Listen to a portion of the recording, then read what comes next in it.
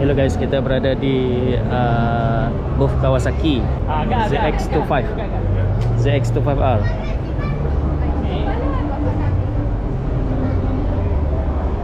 Dah bawa around sikit lah. ZX25R ini model Kawasaki tapi dibuat oleh Modenas lah.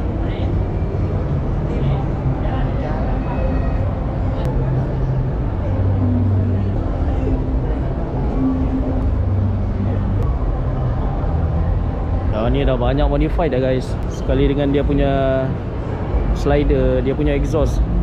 Yang ni je dia tak buang dia guna TFT screen.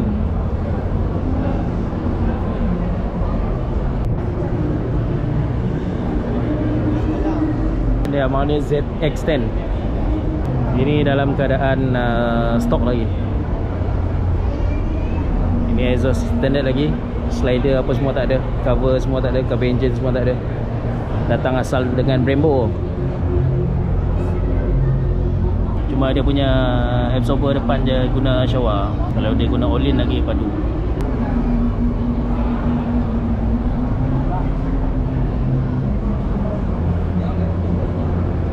Yang ni baik Kawasaki. Dia tak ada tulisan Modenas ni. Ni Kawasaki. Ada beberapa lagi motor Kawasaki dekat sini.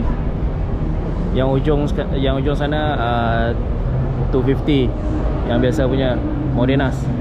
Yang ni Z9 baru ni lain sikit dari kepala dia. Yang ni rasanya dah modify dah ni. Semua slider dah pasang, engine guard dah pasang, engine cover tu GB Racing. Naik bang. Naik abang kata. Siapa lah? Dua. Ini ZX10 yang baru.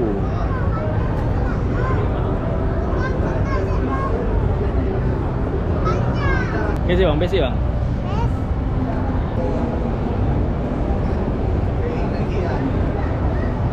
dia potong 5 tu belum di launching ni. Oh. Baru settle.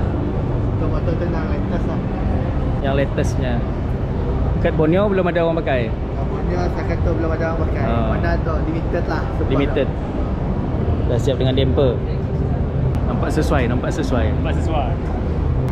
Ini versus 1000cc. Ini 650 versus. Yang sana versus 250. Okay guys, jadi itu saja untuk video Kawasaki. Kita tengok walk around motor-motor Kawasaki yang baru. Yang tu semua yang 2025 punya livery. Yang ini ZX10 punya 2025 livery. Kata abang tu tadi, dekat Borneo belum ada lagi orang pakai livery ni. Kalau korang beli dekat Kuching, korang antara orang yang first gunalah livery ni. Okay, sampai jumpa lagi. Assalamualaikum, bye bye.